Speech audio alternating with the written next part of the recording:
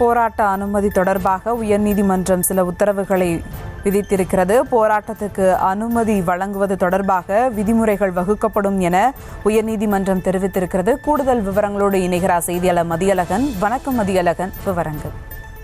அண்ணா பல்கலைக்கழக மாணவி பாலியல் வன்கொடுமை சம்பவத்தை கண்டித்து போராட்டம் நடத்த பாமகவுக்கு அனுமதி மறுத்த காவல்துறையினர் ஆளுநரை கண்டித்து ஆளும் திமுக கட்சிக்கு மட்டும் போராட்டத்தை அனுமதித்ததாக குற்றம் சாட்டி பாமக கொள்கை பரப்பு செயலாளர் சேகர் சென்னை உயர்நீதிமன்றத்தில் மனு தாக்கல் செய்திருந்தார். இந்த வழக்கு நீதிபதி பி வேல்முருகன் முன்பு இன்று மீண்டும் விசாரணைக்கு வந்த பொழுது சென்னை காவல்துறை தரப்பில் தாக்கல் செய்யப்பட்ட பதில் மனுவில் திமுக போராட்டத்திற்கு எந்த அனுமதியும் வழங்கப்படவில்லை என்றும் அனுமதியின்றி போராட்டத்தில் ஈடுபட்ட திமுகவினருக்கு எதிராக வழக்கு பதிவு செய்யப்பட்டுள்ளதாகவும் தெரிவிக்கப்பட்டிருந்தது. மனு மீதான விசாரணையின் பொழுது பாமக தரப்பில் ஆஜரான வழக்கறிஞர் கே பாலு அனுமதியின்றி போராட்டம் நடத்தியதாக கூறி பாமக உள்ளிட்ட எதிர்க்கட்சியினர் கைது செய்யப்பட்ட நிலையில் திமுகவினர் கைது செய்யப்படவில்லை என்றும் திமுக போராட்டத்தை காவல்துறை தடுக்கவில்லை என்றும் தெரிவித்தார். காவல்துறை தரப்பில் அனைத்து விதிகளும் பின்பற்றப்பட்டு நடவடிக்கைகள் எடுக்கப்பட்டதாக விளக்கம் அளிக்கப்பட்டது.